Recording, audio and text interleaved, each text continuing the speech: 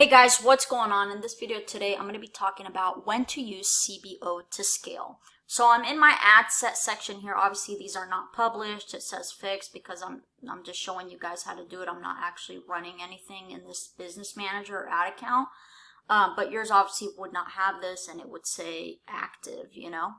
So I'm in my campaign. Here's my campaign. Here are my ad sets.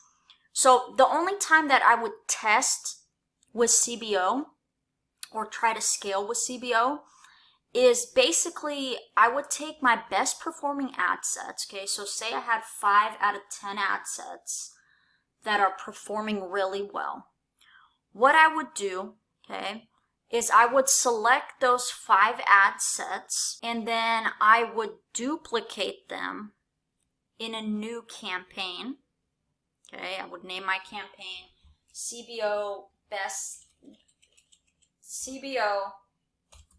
product name best ad sets. Okay, then I would click duplicate.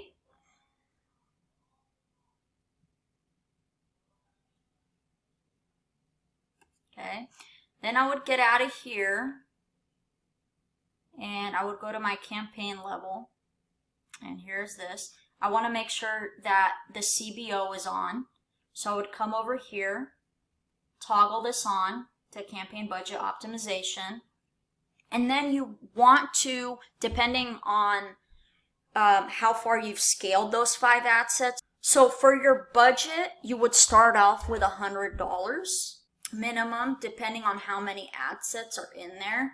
So if I have 5 ad sets in there, I'm probably gonna start off with $100. So that means that $20 is going to each ad set. All right. If you have more ad sets, you know, raise the budget.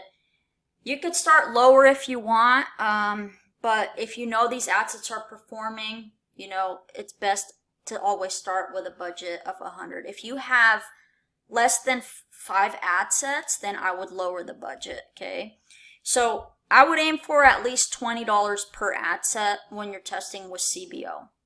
So what you would do from here is everything is good to go. Okay, all you would do is click publish because you just duplicated, so everything stays the same, right? You would just click publish, and once you do that, it'll be in review and then eventually be active. So you gotta let it run. You gotta understand with CBO, it's not gonna send $20 to each ad set. Okay, it's just not gonna equally do that. So what you're gonna want to do is it's gonna be the same thing. Okay, basically, once the ad set has spent 1 to 2x your target CPA, if it's not performing after you've spent that, like it has no sales, you're not even at a break-even point CPA, like it's just not doing well, you're just going to turn off that ad set. Whatever ad sets are not performing, like they're just, you got to let them spend, right? 1 to 2x your target CPA. If they're not performing by that time, you're just going to turn them off. Okay, this method is 50-50. It does not always work. You could test it if you want, or you can just continue scaling your original campaigns vertically and horizontally. It is worth to test this. You know, you never know if it'll work. And if it does work, usually, you know, you'll be able to scale faster. You know, you would go from 100 because you're starting at $100, so you know you could up the budget. I would probably do it in 20% increments for CBO as opposed to going straight from 100 to 200, unless it's just phenomenally like performing, like your CPAs are super low, and you know it's like you won't lose anything by going to 200. You know, you have a lot of wiggle room. You know what I'm saying? It's going to take a long time for those CPAs to crawl up. That's when I would double the budget. All right. So again, you know, another scaling method.